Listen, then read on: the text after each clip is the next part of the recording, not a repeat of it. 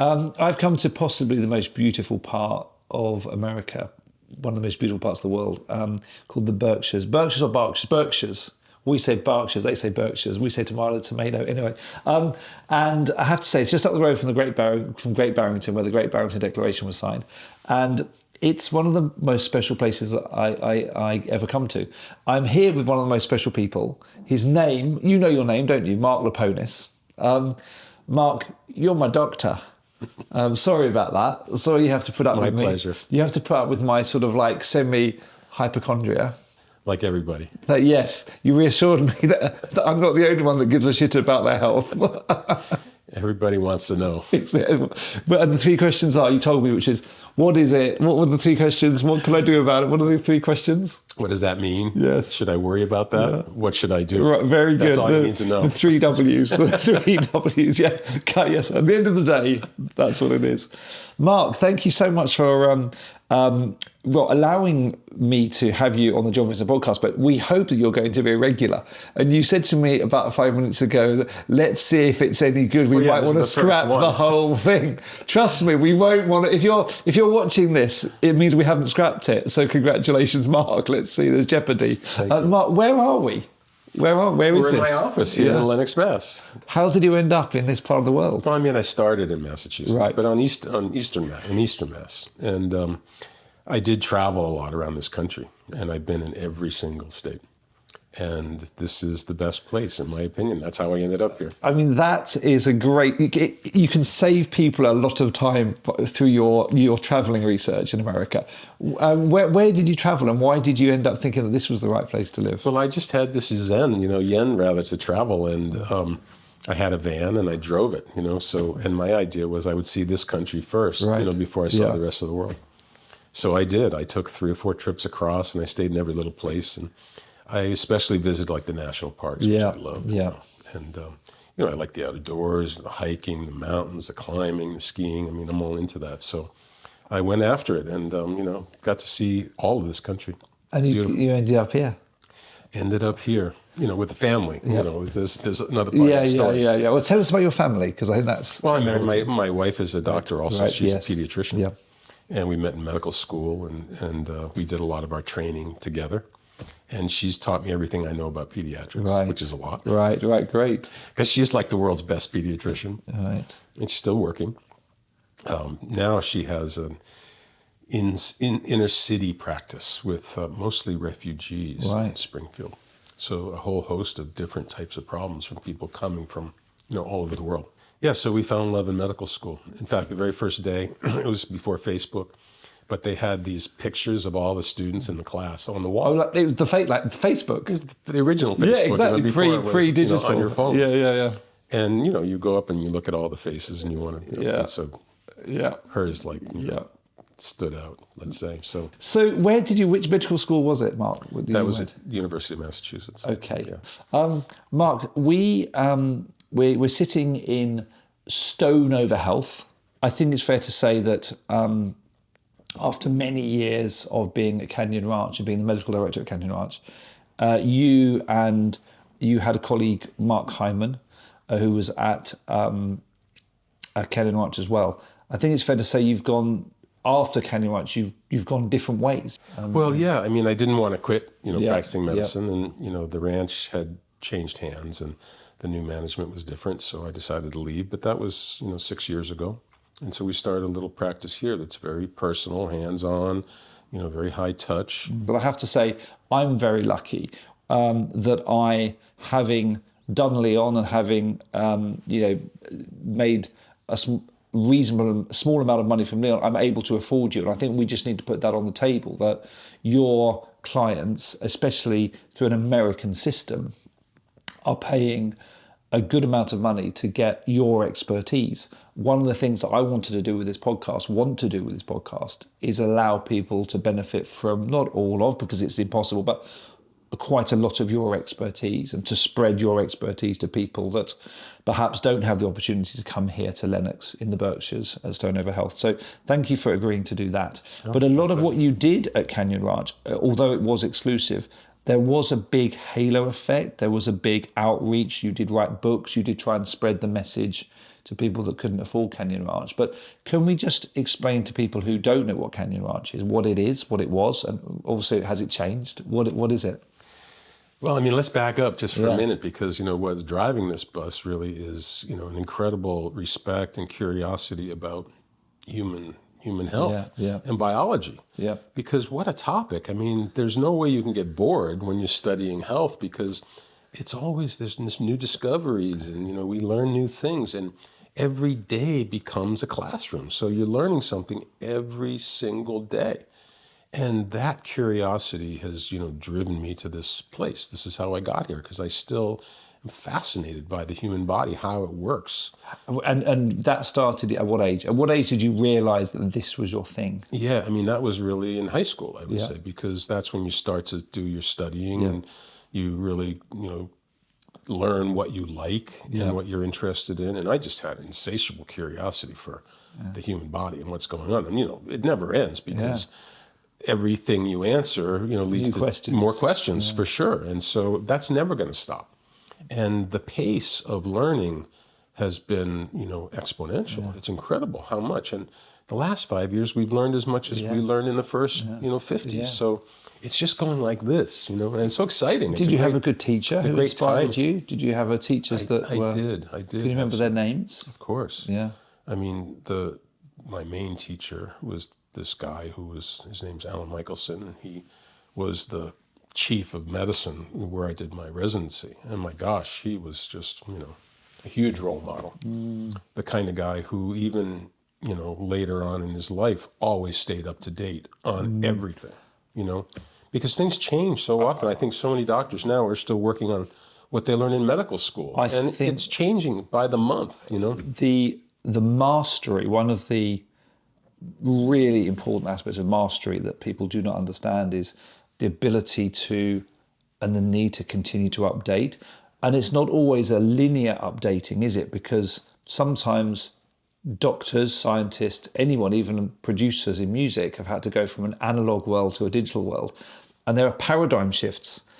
And sometimes, in addition to like the linear keeping up, you sometimes have to deal with some quite big changes to medical theory or medical science. And sometimes people are not willing to make that change, to enter that new paradigm. Is that fair to say, that doctors are stuck in some... It is. I think they're stuck sometimes, but more stuck in like the reality of their practice, which is they've got too many patients, not enough time, not enough energy, and, they're strapped. Yeah. And that's not a good situation. So they don't have the time either to attend to those patients or to learn outside well, I think that's where, what gets neglected is the new learning, because they're still going to take care of the patients, but they're operating on what they learned maybe 20 years ago, possibly, and things have changed so much. I mean, I'm a good example of what's changed. I'm sort of like, I say I'm the last of the Mohicans, because when I trained back in the 80s, the expectation is that you had to know everything. And that's changed. Now you need to know a lot about a very little, but you don't need to know everything. In fact, you can't know everything. When I was in medical school and I got out, there was about 500,000 doctors in the U.S. And today there's about 1 million doctors in the U.S. So they've doubled the number of physicians, providing care. And the population's only gone up by maybe 40%. So there's many more doctors per capita now than there were back then. And that makes for specialization. So doctors are learning a very narrow range of things and techniques. It's a big theme in what we hope we're going to be discussing with you over a whole bunch of different episodes, actually, this trade-off between specialization and general practice. Yeah. Obviously, the benefits are, if someone's going to operate on you or a family member, it's good that they've done that operation many times. So there is an argument, isn't there, for specialization? But there's also a big argument for why the GP, the general practitioner, needs to stay active. Do you want to explain that trade-off that we've got? Yeah, I mean, it's changed quite a bit, because, again, you only had a certain number of things that you had to know, and that's, gotten uncontrollable and unmanageable now. So there's way too many things that any one person could possibly know. So even me, who I consider myself, well-educated and a lot of experience, I'm still out of my league when it gets to specialty care. And that's why people need cardiologists and oncologists and neurologists. Even though I do know about those things, things have changed enough where you need specialty expertise in some areas, So how would you, if you're looking at how generalists and specialists can best work together, what is the process, the system, the communication, the structure? If you were devising a healthcare system or a healthcare process, how would you balance the need for specialty versus the need for a general practitioner? I think you said the word, and that's communication, because we really do need to have good communication. If you're working in a hospital, you've got lots of other experts around. They're there running around the hospital with you. And so you've got access to these experts. But if you're in an office like me and you don't have that many other physicians around, how do you get the new information, the new data and the new techniques? And that is, you have to keep studying, and you talk with other docs, you go to conferences and you hear what they have to say and what their experience has been. And so it's like a continuous, learning that has to be there. But there's friction with that, as in it's not happening to the degree that it could do. Is that fair to say? To a degree, but I'd say again the bottleneck here is time. Because if you're strapped for time and you can barely get your work done, and you've got a pile of charts that you've got to take care of, and do all your paperwork, which is now on the computer, it doesn't give you much time left over to study down on your patient's problem, or to try to find a new solution, or to read up on something you didn't know about. So it sounds like there's two aspects to this problem of communication. One is the ongoing updating of information and learning. And then there is the communication that takes place about a particular patient, about a particular client. And that communication that happens on a case by case basis, there's that communication as well. I'll give you an example of my friend, my next door neighbour. He's called Nick Hopkins, and his grandfather was called Gowland Hopkins. And he discovered vitamins, which was a fun story. But he was saying that in Northampton, when he started, they had like a squash club, they had a canteen, they had a bar. And he said what was absolutely brilliant about that was that the local general practitioner would come into the bar and he would say, "Oh, how's my patient doing?" So the bar, and I'm just making a case for alcohol here, it was actually a meeting place where the local general practitioner, GP, could come in and actually find out how his patients were doing. And it strikes me that we do need that sort of, we may not all need a bar, but we do need to replicate that type of communication that happens on a patient by patient basis. Do you think that there's any need to improve the way that happens today? I mean, more bars, maybe. More bars. I think this is what the job is. I'm actually a secret front for the alcohol industry. So, Mark, your fascination has been with, if you'll excuse the expression, with the human body. How have you seen? How have you managed to stay up to date with information? Not just that, the human body, but like let's say the human condition. Yeah. Okay. Because what I've learned, and this is through my experience, and I'm 66, so I'll be 67 next week. Oh, very good. But got the part of my education has been in the experiences outside of medicine, as well as the experiences inside of medicine. So my wife and I got involved, for example, with some overseas medicine. We were working in Southeast Asia, and we did some work in South America on a volunteer basis, and we saw cultures that don't have healthcare. For example, we worked for 7 years in Laos, the smallest, poorest country in Southeast Asia, and that's like an anachronism. It's a throwback to what health, used to be like before we had vaccines and vitamins and medicines, because they don't. And so it's very interesting to see a culture like that that's, sort of the way it would have been 100 years ago, maybe, or more. And what were your takeouts from that?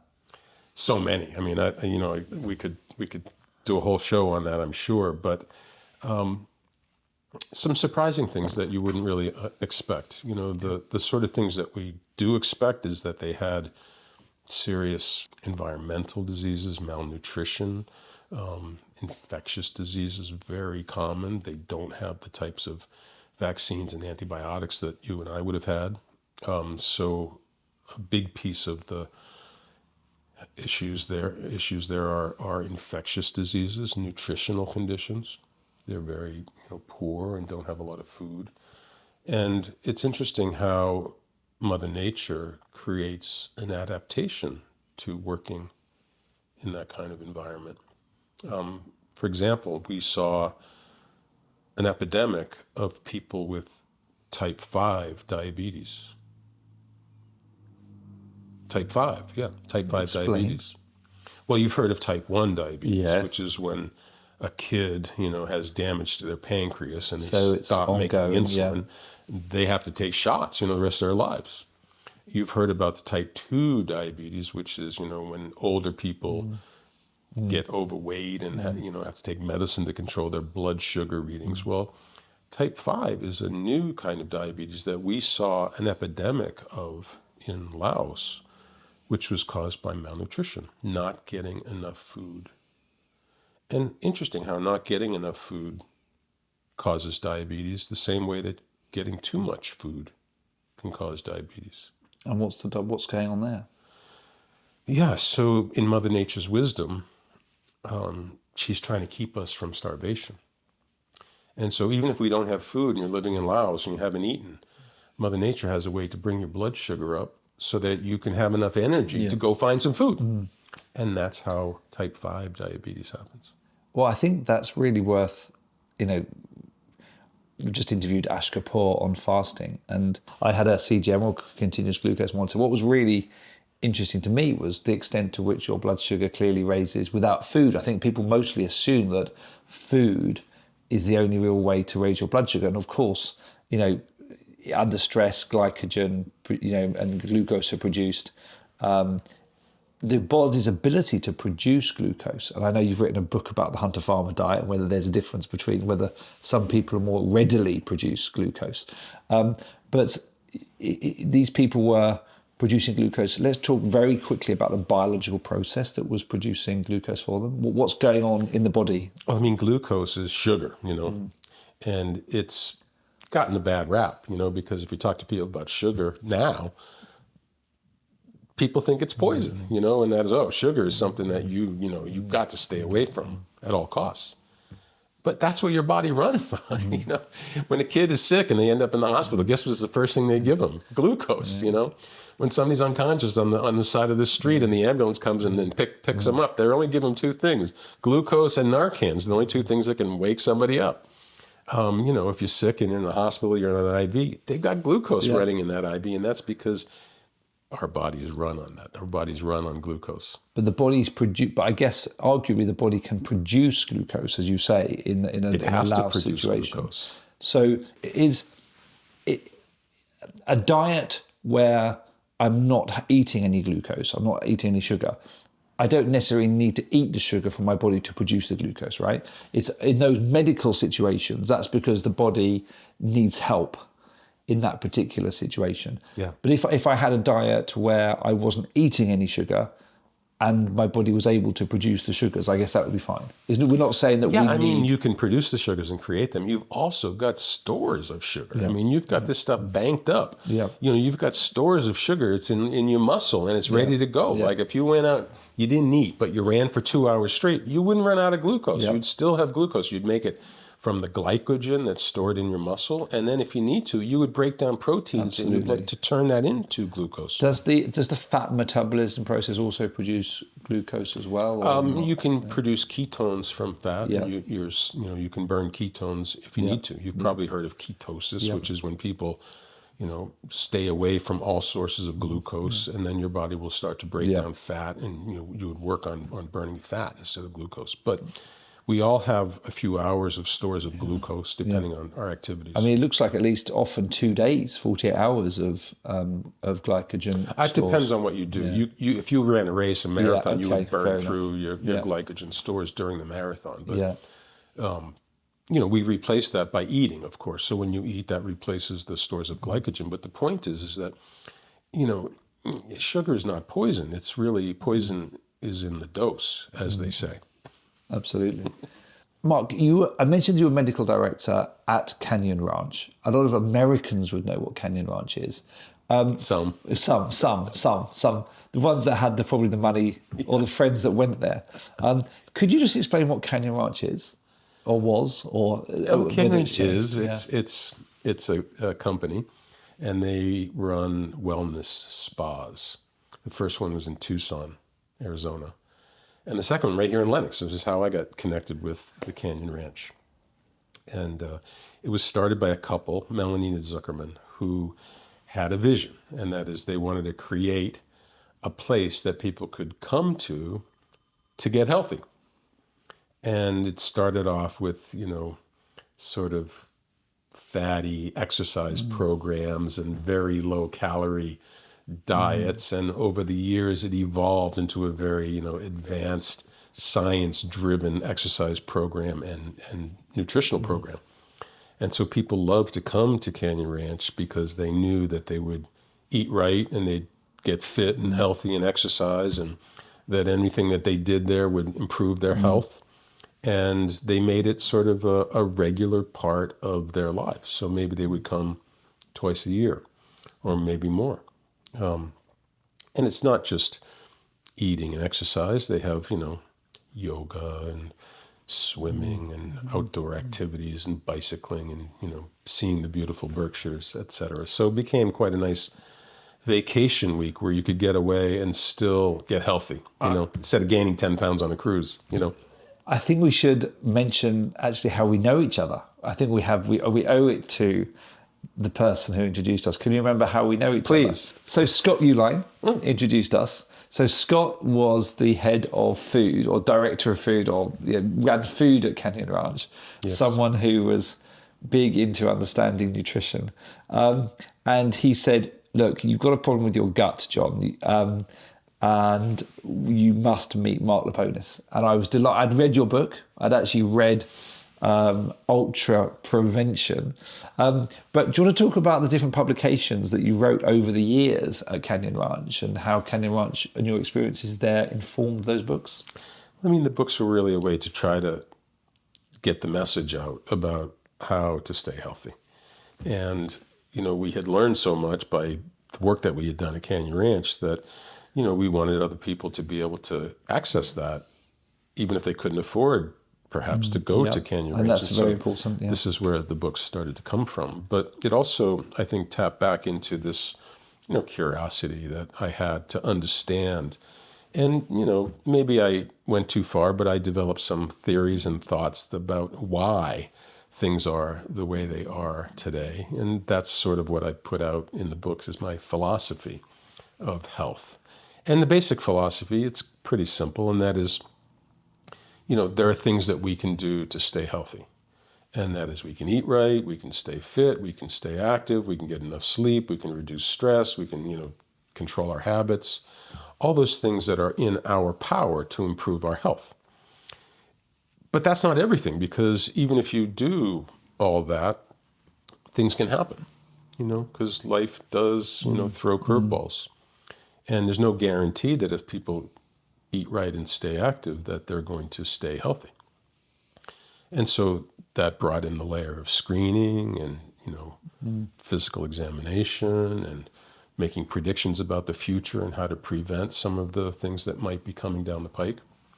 And so these are the things that really went into the book. And we pulled in from all of the experiences, my claim to fame is probably that I've got the broadest experience in medicine. I started off in the intensive care unit in Butte, Montana. And, I was taking care of the sickest patients who were on ventilators, breathing machines, and had heart problems, and were unstable, and that was where I spent most of my time and focused. And I was board certified in intensive care medicine. And after working in Butte, Montana for 7 years, my wife and I decided to return closer to our family here in Massachusetts, and that's when I started doing emergency medicine. And so I spent many years in the emergency room, and that's, the sickest of the sick patients. And they come in, in dire straits and need some life-saving treatment. And so that's a whole other range of experience. And then bring in the international work that we've done, overseas, and then 25 years of working in prevention and wellness at Canyon Ranch. So it's a very broad experience that not many people have. If you are into, intensive care medicine, you don't usually get into wellness and prevention. So it's very wide, experience that I've had. And that's what I tried to bring to the books that I wrote. I think it's an incredible breadth of experience, Mark. I meet many doctors who, as you say, are in their lane, they're in their stream. And quite often they're fascinated by what, and it can happen in psychology as well.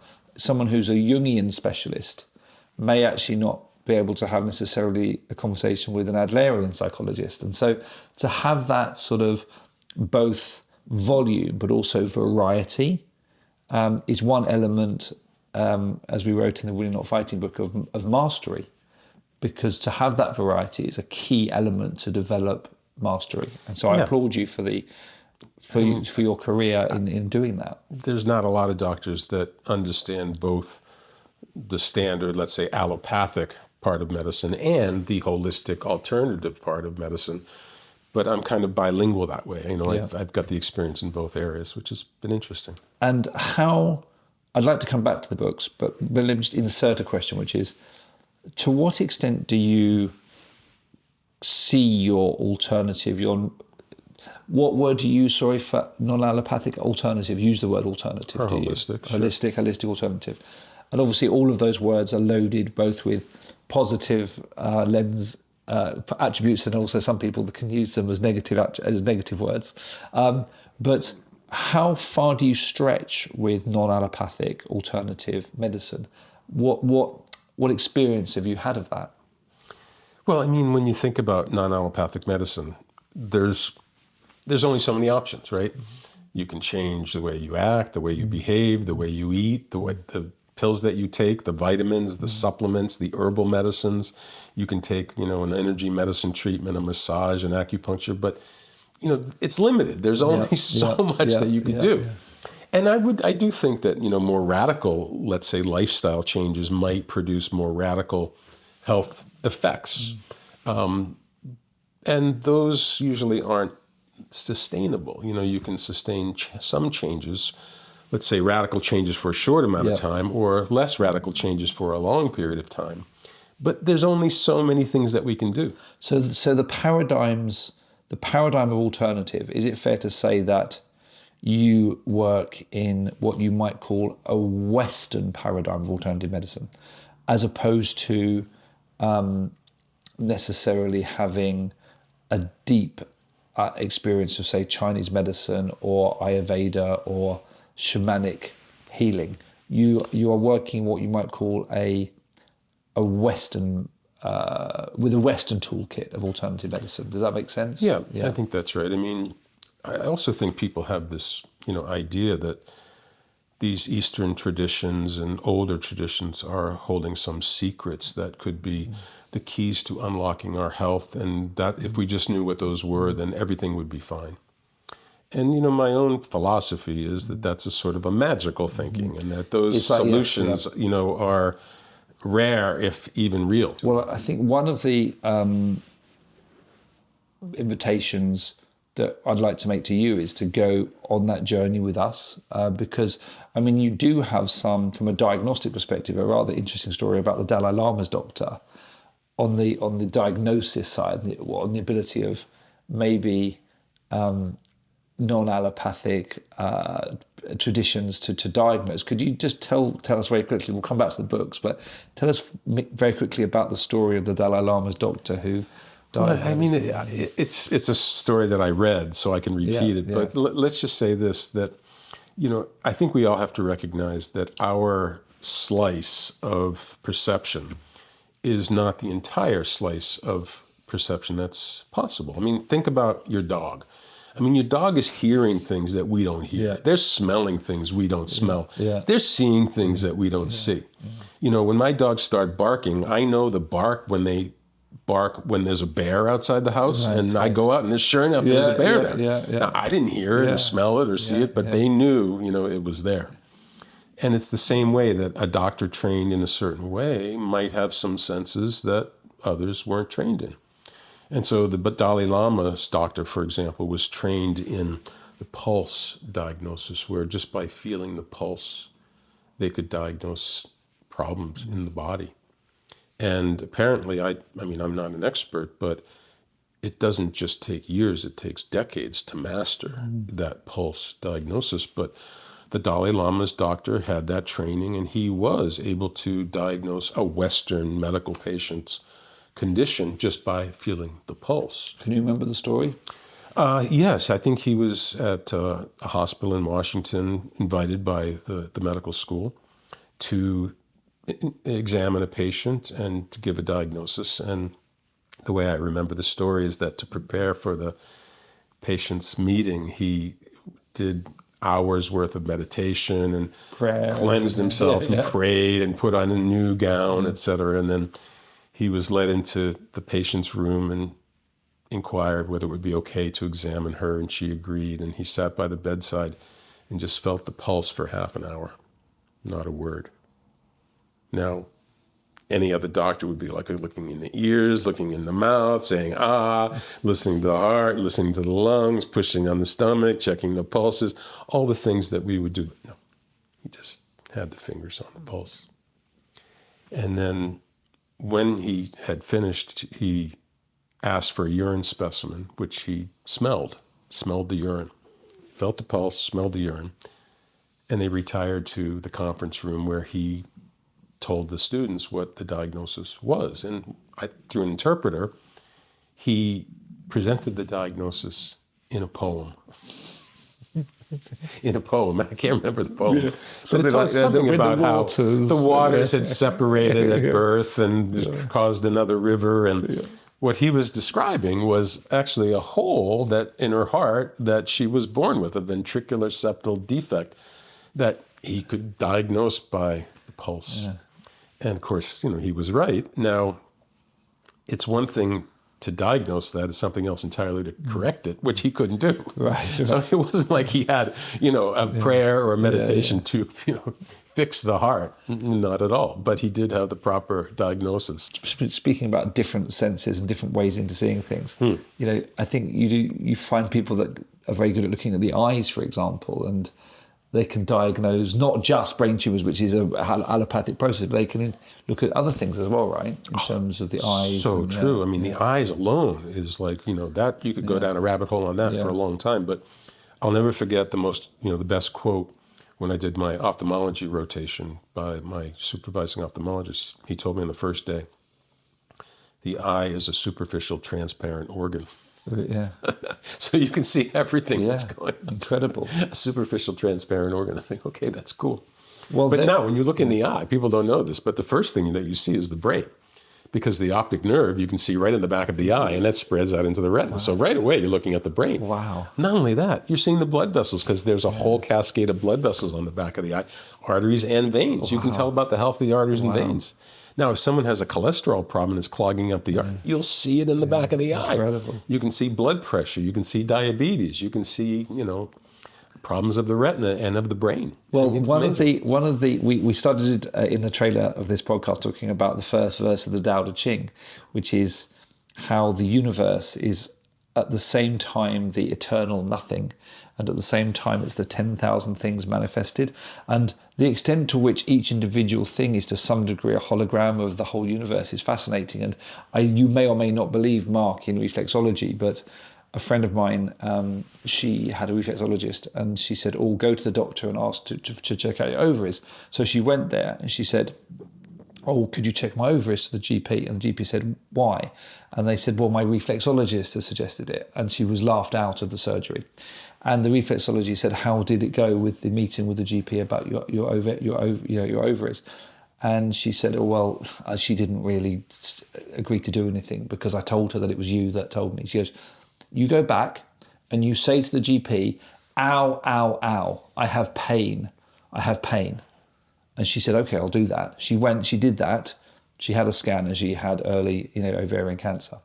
So I know that they may not always have the cures, and the debate, maybe sometimes they do. But I think part of this podcast is for us to perhaps open the minds of doctors who are in one stream to at least ask the questions about whether people with alternative expertises in alternative streams, it could be acupuncture, it could be reflexology, it could be iridology, which I know is a slightly more allopathic process. So, Mark, one of the things which I'm going to ask you to do throughout this relationship... you're also in an area where there is a lot of snake oil, and so you've got to be careful, because there's just as much maybe snake oil as there is reality. Well, I think the term snake oil, and you've got books probably about this as well. I mean, one of the things that we're really keen to do is to separate what one might call snake oil for what is real.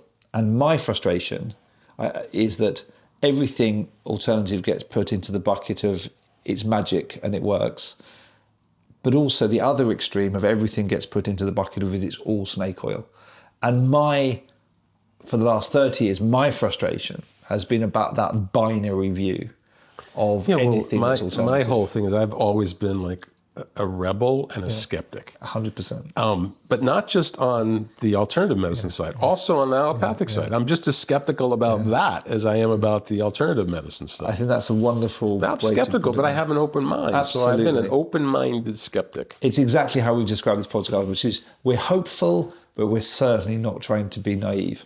And I think, to be open-minded, to look at things on their own merits from first principles, I think is a really powerful thing. And one of the issues that I have is that the extent to which, and you may or may not agree, Mark, but the extent to which medical publications have actually been captured by organisations who, in my view, let's just say I have a problem with certain medical publications. I don't believe that they are always as unbiased as they could be. And so I think you can't just rely on... Doctors tend to get their information, because they're busy, from publications that they trust without perhaps understanding some of the motivations of those publications. That's my concern. It's not even the motivation of the publications. It's the general incentives that just exist in the world. Like, for example, a lot of diseases get studied in terms of what can be invented to treat them. And so if you can invent a medication that can treat lupus, or if you invent a medication that can treat multiple sclerosis, then that's who is paying your bills. You're doing some research to find a treatment for this condition. And so there's a financial incentive. So for example, some of the treatments that are available now, like cancer care, they've got some ways to treat cancer that don't involve medications. They just involve a process with the blood. They can take your blood and hypersensitize it to cancer cells and reinfuse it in your body, and they're very effective treatments. But because there's no drug involved, pharmaceutical companies don't want to develop it. There's no incentive there. I think opening people's minds to the reality of incentives. Yeah. And the array of incentives, because sometimes those incentives are financial. Sometimes they are semi-financial, where maybe a doctor gets funding for a particular avenue, or they get career progression based on pursuing that particular angle. And sometimes there's what you might call institutional imperatives, where institutions want to further their own institutional imperative. And then you get ego, where doctors have always said one thing and don't want to admit that the last 30 years of their career has been practicing something that's now updated. So you have a whole bunch of different incentives, be they ego, be they institutional, be they financial, and sometimes those can really get in the way of science progressing. And I think, I think the way things happen is doctors generally care. They generally do want to help somebody, including, their patients. And if they can make a bigger discovery and help a larger group of patients in the world, they really do want that. That's why we go into medicine, is we went into it not because we like science, we went into it because we want to help people. And I still think that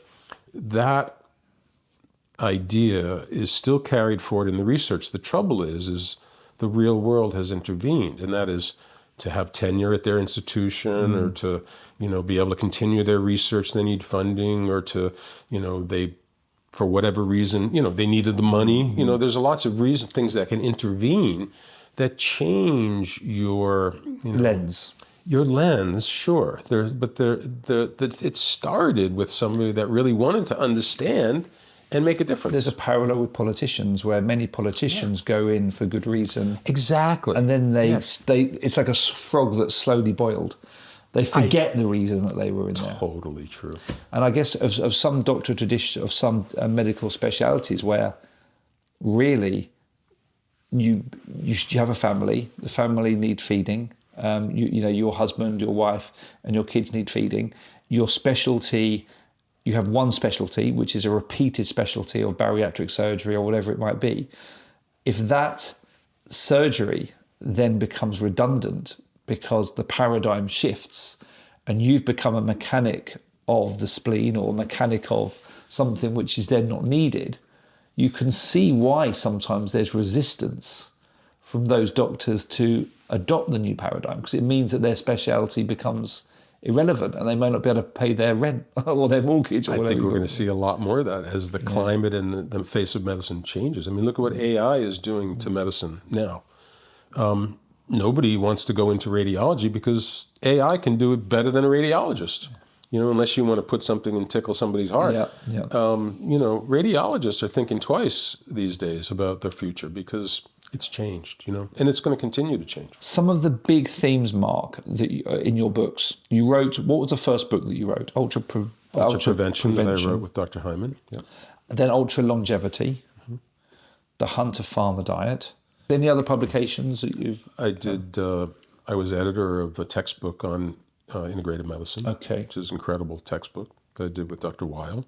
What's the title of that? What's the title of that book if people want to buy it? Integrative Preventive Medicine. Okay, great. So when was Ultraprevention written? That was almost in the late 90s, wasn't it? Right, I think it came out in the early 2000s. Early 2000s, yeah. So that was the product of your experience in your career so far. And how long had you been at Canyon Ranch when that came out? Maybe 5 years or so. And when you saw patients in Canyon Ranch, you actually got into quite a lot of depth with them often. You had some time with them, more than the typical 20 minutes or 10 minutes that a general practitioner in the NHS has. Typically, they were staying at Canyon Ranch for how long? 5 days, 7 days?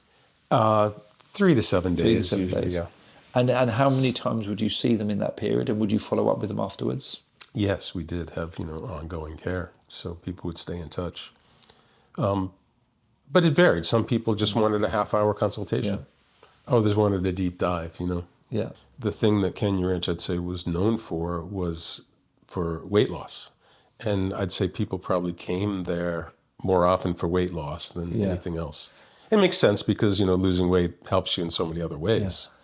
And so they would go and lose, 15, 20 pounds, but then they went home and gained back 25. So before we go to the reasons why people would put weight back on, can you point to any examples of patients whose lives were positively transformed for the long run?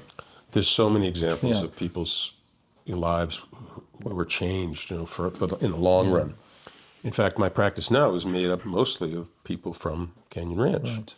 And I hear this story often, and they say, the reason why I'm so healthy now is from everything that I learned at Canyon Ranch. And I love to hear that, because what we really wanted to do was teach people how to be healthy not give them health. They're not there to buy it. They're there to learn how to do it. And I'd say that was a common story over and over and over again.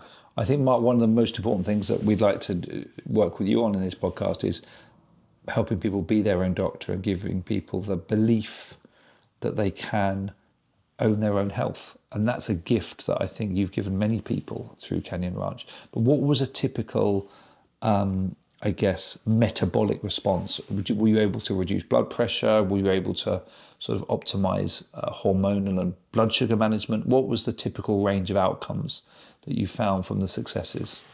Well, I'd say most of the people that came to Canyon Ranch were midlife and older. Mm-hmm. So it tended to be an older crowd. And that's mainly because it was expensive and those are the people that could afford to go there. But that really carves out a very particular set of issues that affect people in midlife and as they age. So it was really about slowing the aging process, maybe reversing it in certain areas to learn how to better manage, your future health. Most people tend to stay healthy until their 40s or 50s, and then they start to develop problems, whether that's blood pressure, cholesterol, blood sugar, diabetes, etc. And so that became the health focus on aging, healthy aging, longevity, slowing the aging process, addressing the problems of middle age. Are there any particular examples that you can remember of impacts that you had for people around, improving metabolic health? Or most of it got to be education for people around their lifestyle, and we would give people what we called the lifestyle prescription, which was different than, let's say, a medication prescription. This was how you should change what you ate and how you should change your activities and your behavior. And that might vary a lot depending on what someone's issues were. If someone were, healthy middle-aged woman reaching menopause, it might be ways to help them mitigate the problems of menopause or deal with their bone health or help with sleep. But there's so many different, facets and angles to that. So for you, for example, staying fit and active and not eating too much and getting up, habits under control, those are the things that you would be doing. One of the insights I think that came from Canyon Ranch was the role of the built environment and the role of structure and discipline and how important as humans that is to us. Do you want to explain, what it was that Canyon Ranch provided and what it was that people missed when they left? It's so right. The built environment, the people always, ask, well, what's so special about the ranch and how does it work so well? And they had a program, and it was pretty simple. And that is they served healthy, nutritious meals in the dining room. The portions were small. And so people learned that what they served was enough. They also didn't serve food outside of meal times.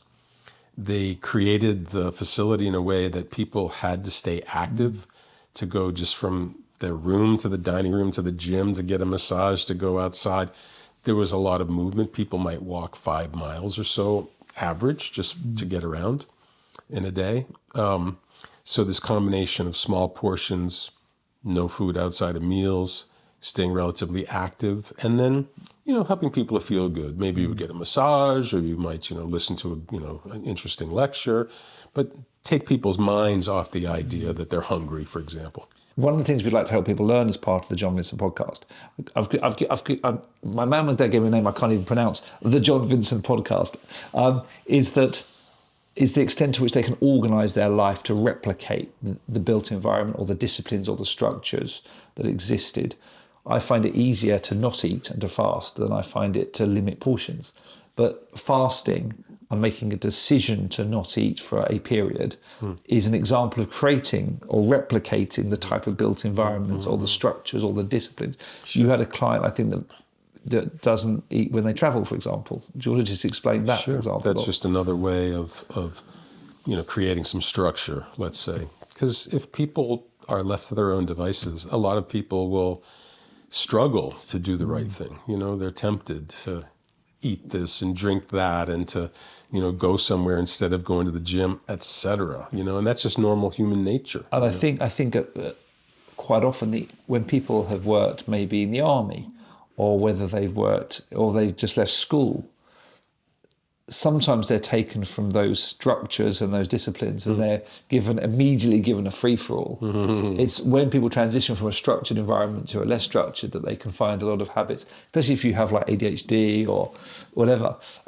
So I think, what advice would you give to people who are looking to replicate the type of structures, built environment, disciplines? Yeah, I mean, it can be done. It's also something that you have to want to do, obviously. If you don't want to do it, you're not going to do it. But that kind of willpower is also like a muscle. It gets stronger over time, and that is when you're on a good track and, you know, taking care of yourself, it reinforces itself because, you know, you feel better, and then you want to keep doing what you've been doing and, you know, keep up feeling well. So it's sort of a self-reinforcing idea. You know, once you create this discipline and structure in your life, it does, you know, feed itself. And so what little hacks or tips would you give people? One would be to shop differently to make sure you haven't got crap food in the house. Well, I mean, I like what you said is you find, you know, fasting easier than trying to eat less. And that's a good idea because you draw a hard line that you're not going to cross. And that could be, you could do that with anything. Like, I'm not going to drink soda pop, you know, okay, Coca-Cola, you know, or whatever, Pepsi, you know, whatever brand. Soda drinks, cross that off the list, you know. Yeah. Like potato chips, like who needs to eat a potato chip, you know? I mean, even a French fry, to be honest, you know, like you can have the burger, but, you know, give up the fries, you know? So I'd say there's some certain hard lines that people could draw, you know, around their lives that are easier to maintain than kind of a hazy line of do less, you know? No, I think that's right. So I think a lot of people do better with those kind of absolutes, let's say. With ultra longevity, that was a book you wrote by yourself. I'd like to have another conversation about the big theme of that, which was linking the immune system health or the immune system to aging. But could you just very briefly explain what the themes were within that book, very briefly? Because we're going to do a deeper dive on that actually another time. But what were the big takeaways from there? They were things like dancing, breathing, I think eating. before, you know, getting into the substance of the book, I think there's sort of this craving, you know, for people to, you know, stop aging. And a lot of people believe that that's possible, that either some lifestyle change or some invention that science is going to come up with, stem cells, whatever, is going to stop the aging process. You know, someday maybe that's true, and there maybe is some research to suggest that they could reverse age humans, possibly. I mean, I don't believe that, but it might.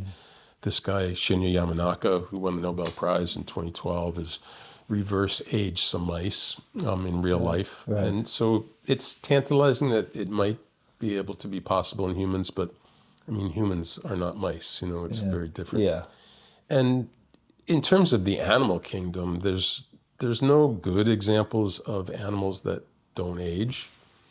I mean, there's some people believe that jellyfish might, you know, be able to live forever. It's a very low, you know, low complexity organism, or a lobster. But I know those lobsters, once they get to be 100, they have a hard time molting, and they can't live forever. Yeah. So this aging thing, you know, maybe someday they might reverse age humans, but that's a long ways off. But in the meantime, we can not allow it to accelerate as fast. Is that fair to say? We can do some things to...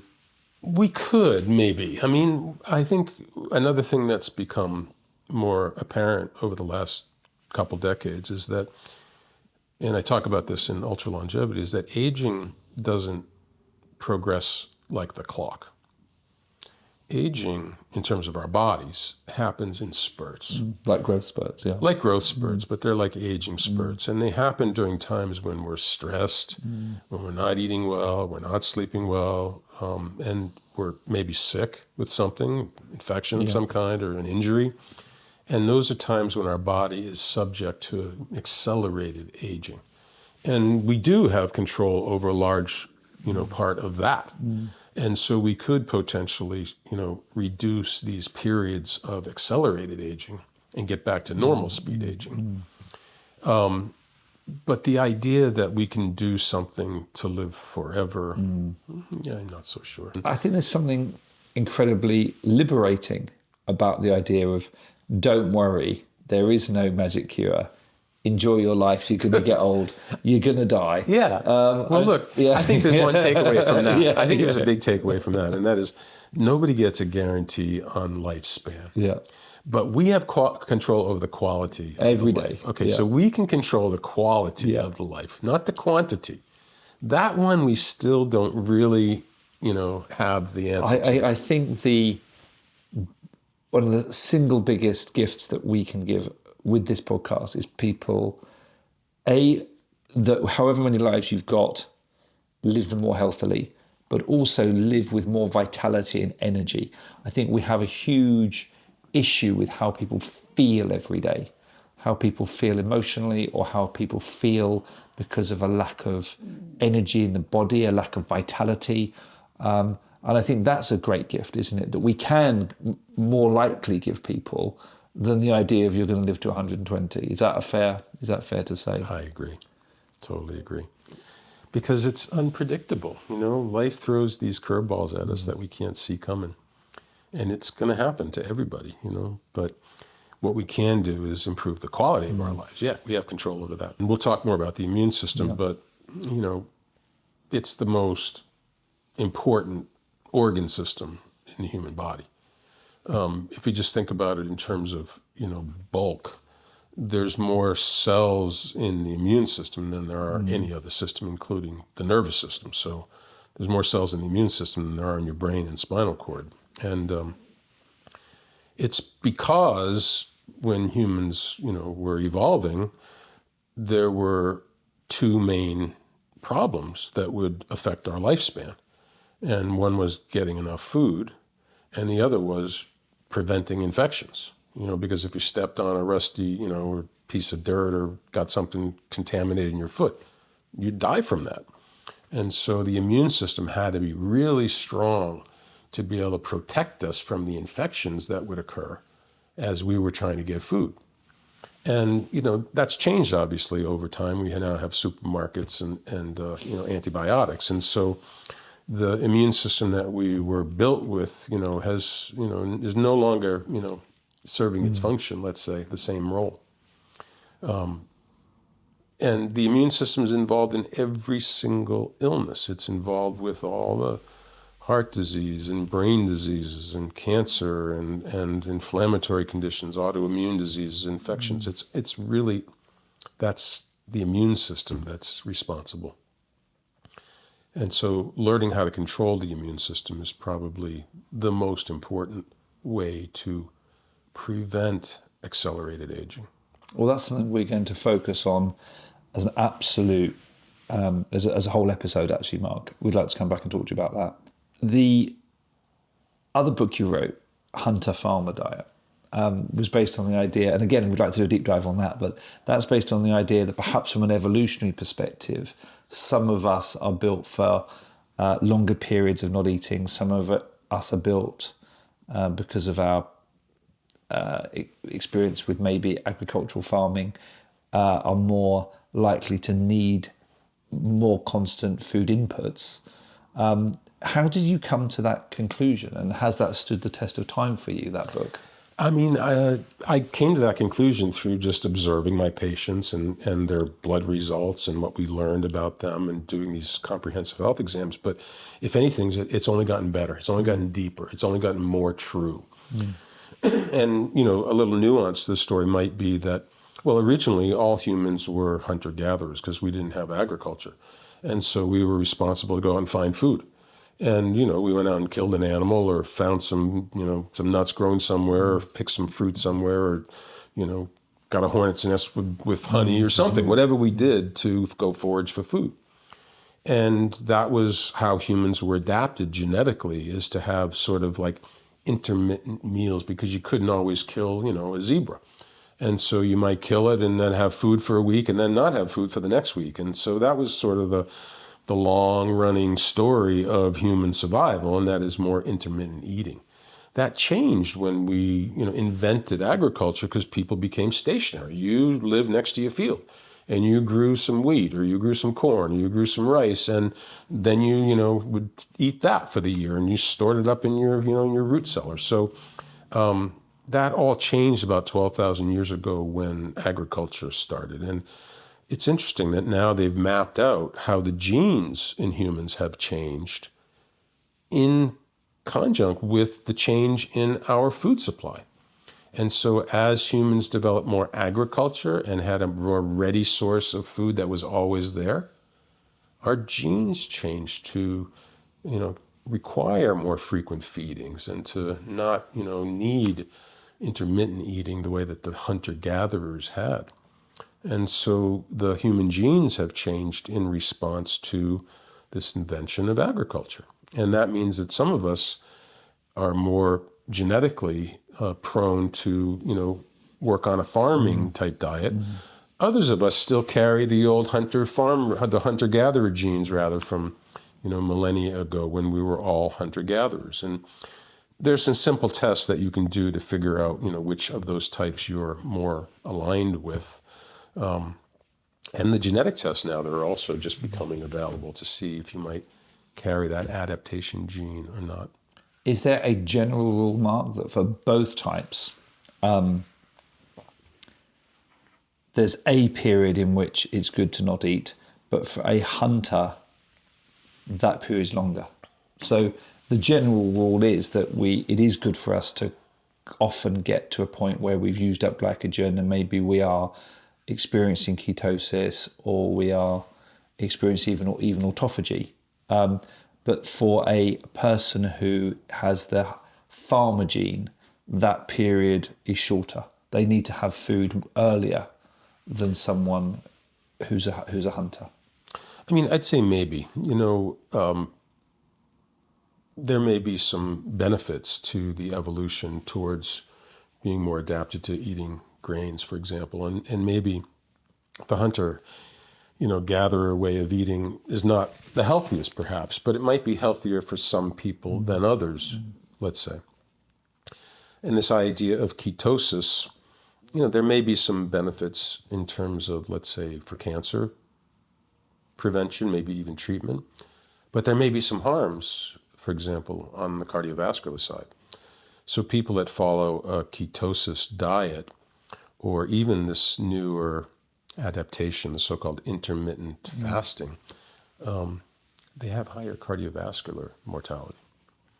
And that's probably because not the starving, but the refeeding that happens. If you go, a week without eating and then you get food, you overeat because you want to make up for last week and put a little in the tank for next week too. And so those people that suddenly get a big supply of food are going to tend to be overeating during that time. And that might be, what's increasing the cardiovascular risk. I think that's certainly something we'd like to very much look at, is understanding that balance between the role of fasting, what sort of refeeding protocols are required at the end of that process. And I think from what I can see in my experience, you would be generally a fan of fasting. What if someone is watching this, and we have done an episode with Ascopor on fasting, what advice would you give to people who are considering fasting? You would stay... I mean, fasting would be like, let's say, a radical change in diet, to go from eating to not eating. That's the biggest change you could make. And so you could expect that would have the most radical changes in the body, and it does, But, there's ways to fast and there's ways to fast. So, for example, this intermittent fasting where, you reserve 8 hours during the day to eat all your food, people call it intermittent fasting because the 16 hours you're not eating. But it doesn't work as if the thing that you do in 8 hours is eat all the time. So that's, sort of like constant eating versus intermittent fasting. So there's a way to do it maybe that's right, and there's a way to do it that's maybe not so good, so it kind of depends. Mark, for anyone wanting to understand you more, know you more, I would encourage them to read the 3 books plus the integrative alternative medicine textbook as well. That's for clinicians. That's a heavy. That's a well, thick one. Some people might, that's a deep dive. Some people might enjoy that. Certainly, some people watch this might even be doctors. So I'd encourage people to look at those books and read those books to familiarise themselves with you, because you're going to be a regular guest on this. If you look forward, and as you know on this podcast, we're looking at the toys we already have, being the things that we know we should be doing, pretty sure we should be doing, the toys we're getting for Christmas, which is the emerging hypotheses, and the things perhaps which we've ignored from indigenous wisdom, which I know you have some hope on, but also some healthy skepticism on. What are those toys that we might be getting for Christmas? What are those areas that you're looking at thinking, wow, that's exciting? Might be useful. I've been in medicine for 40 years, right? Penicillin was discovered in 1929. We're only talking a lot less than 100 years here. So it's not really that much time that we've been even studying medicine. It's really, we're still on the verge of learning. And in some areas, we've learned more than others because maybe we put more research into it, or those areas are easier to understand. So for example, like cardiovascular disease, we're way advanced on cardiovascular disease. We've got medicines to prevent it. We've got interventions. We've got stents. We've got valves that you can put in without surgery. We've got treatments for heart failure that we never had. So, we've got, just heart failure alone. It used to be one disease. Now it's 10 different diseases that cause heart failure, all treated differently. And I'd say in areas that we don't know as much, like let's say the brain, they're trying to help, prevent Alzheimer's, which frankly, I just see as brain failure. And I'm sure that in the next 10 years, they're going to come up with as many reasons to have Alzheimer's and brain failure as there is for heart failure. So many different types of Alzheimer's. Many different types of Alzheimer's, all different reasons. Causes, and be solutions. treated in different ways. I'm sure we're headed, for that reality. And so as, advancements occur in medicine, we realize how backward some of the, old approaches, old protocols, old beliefs were. There's this common saying that half of what they taught us in medical school is false. We just don't know which half. And I don't know if it's true, but it's definitely a high percentage. I know a lot of doctors that agree with you. Definitely a high percentage. I know a lot of doctors who agree with you. And so, as we learn more, we realize, gosh, to cut out, burn out, and poison cancer is not the best way to treat cancer. There's probably a safer, kinder, gentler way with better outcomes. Is there anything you wanted to say on that now, more on the cancer side? Yeah, no, I think it's another good example of, the progress that we've made to think that now there's other options besides, poison, surgery and radiation. And, don't get me wrong. If somebody has, curable stage 1, 2, or 3 cancer, they should take the cure. I kind of love stage 4 cancer because once someone... That's the headline. Once someone has stage 4... They can do whatever they want. You're not curable, so you can do whatever you want. You've got all the options, and nobody's going to... And as a doctor, you can... nobody's going to object to you. You can experiment. Try some experimentation if you've got stage 4, because, look, it's incurable. So if they can't cure it, we can try to cure it in lots of other ways. Not that it is necessarily curable, but look, not a week goes by where you don't read in the paper some new advance and, incredible development that has cured somebody that had stage 4 cancer. That's a whole 20 episodes in the making, so I look forward to those conversations with you, Mark. What other areas of medicine? You've spoken to me before about maybe peptides, maybe energy medicine, or, peptides, is that an interesting area? What's your thoughts on the general? If you could list 4 or 5 of the most exciting areas at the moment in medicine that are offering these new frontiers, are there many more than that, so therefore it's impossible to summarize? No, there are more than that, but that's, if we talk about the most common conditions, sure, there's some good advances in those areas. But for example, with cancer care, now these cancer vaccines or cellular immunotherapy, peptide vaccines, very exciting development for stage 4 cancer. Just last week was reported a case of a woman who'd had stage 4 colon cancer for 10 years and was cured using gene editing techniques to improve the effectiveness of immunotherapy. I mean, a miraculous result that, really warrants more study and development. So yeah, some cures for cancer and even, let's say, treatments that may not be cures, but really do extend the quality of life significantly for people. Since 2021, the cancer death rate in the U.S. has dropped precipitously, mainly because we're seeing people with stage 4 cancer live longer. Right. And this is recent. I mean, it's just happened in the last 5 years. So that's a really exciting area of development. I think we're seeing more about the use of stem cells and how they can be used properly to heal parts of the body that maybe needed, some treatment. Could we talk about stem cells very quickly? Because one of the things you said in one of our most recent conversations was that they seem to adopt the signals that are given to them by the area they're injected in. So these are generic stem cells that then, once they're in the heart or once they're in the liver, they're trained to do the right job. How does that work? Yeah, we don't know, but the good news is that you don't have to apply any specific training. That takes place naturally within the body. So that's part of the natural body's process. Like, for example, when you talk about stem cells, there's all kinds of different stem cells, and there are these so-called organ-specific stem cells, which are cells that were present at our birth, and they're still in our body. Stem cells are the only cells in the body that are immortal.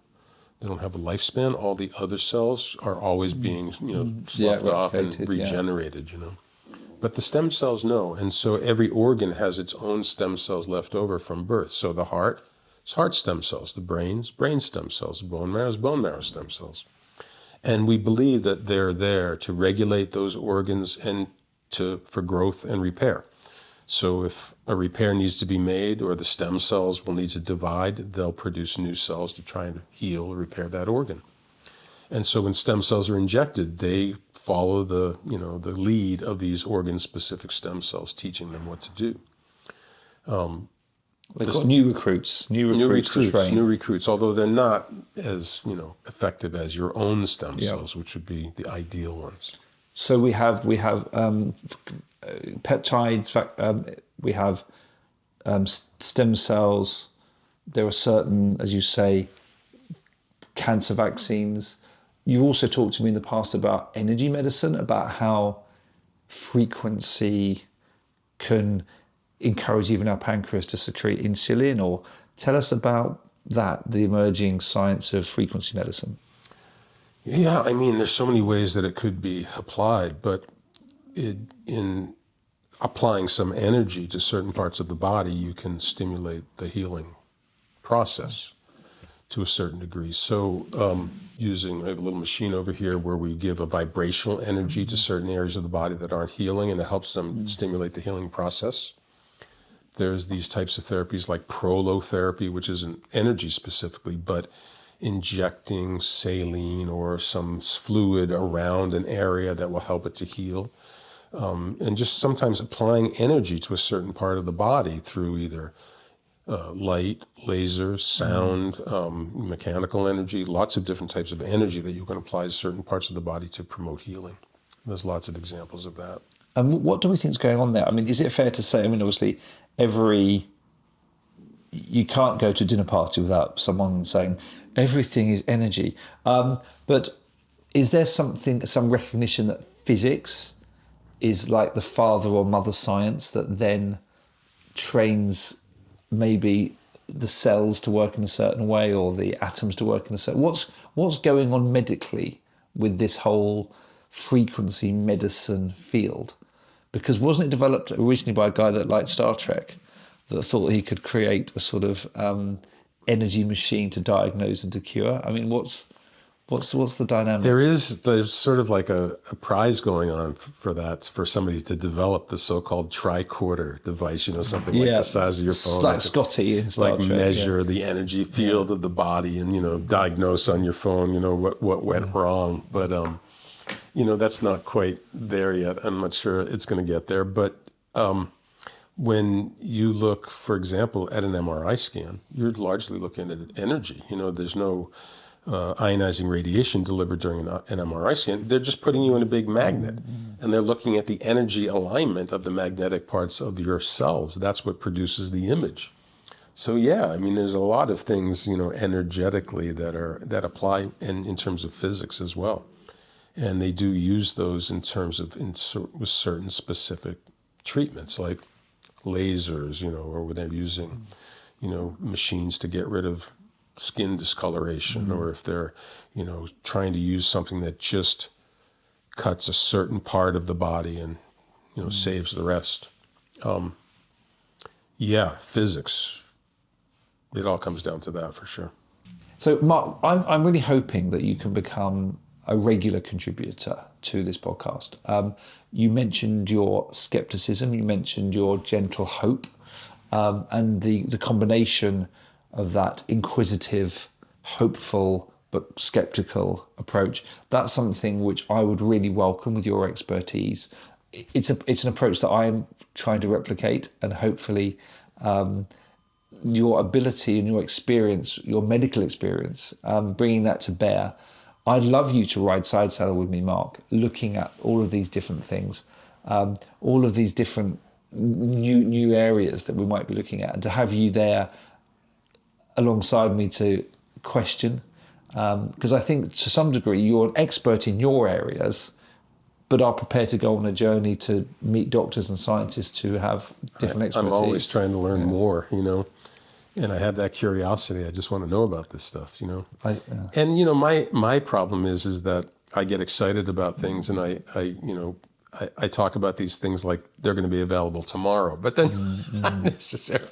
They may take a little longer. I think that's what we've got to. Well, there are two things on that, Mark. One is we need to be honest about how long they might take to get into mainstream science. Yeah. But B, if there are things that people can do that are very likely not harmful, then there's no reason why, from a citizen science perspective or a personal perspective, people can't be trying these things, right? So there might be some areas where we say, we cannot say for sure that this works, but we can pretty likely say that it's harmless to try.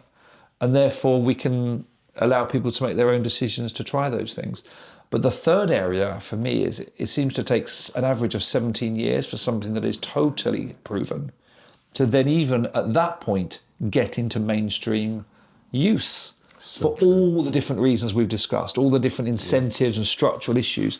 So one of the things that I would love from this podcast, and this might sound grand and this might sound overly inflated, but I would love to be part of the solution to accelerate that time, to reduce that 17-year average period, to go from proven to practiced. So I think it's A, how can we progress science faster? B, how can we get people to try these things earlier if they're safe? And C, how can we get from proven to practice at a shorter run? I'd love you to contribute to that with us if we can put a small dent in that. Sounds like fun. Thank you, Mark. Well, listen, thanks so much. My pleasure. We're going to come back to you a completely new time, maybe in a few weeks, tomorrow. Different top, different shirt, different jumper, to talk about the immune system. So, but in the meantime, thank you for all of your wisdom today and all of your knowledge. Thank you. Thank you, Mark.